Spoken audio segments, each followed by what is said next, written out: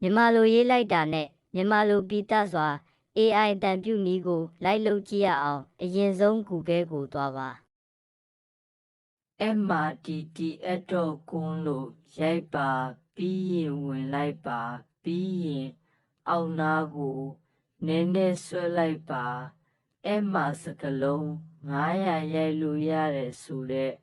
4000ကွက်လေးပေါ်လာပါလိမ့်မယ်အဲ့ထဲမှာပြောချင်တာရိုက်လို့ရပါပြီပြီးရင်အောက်နားကို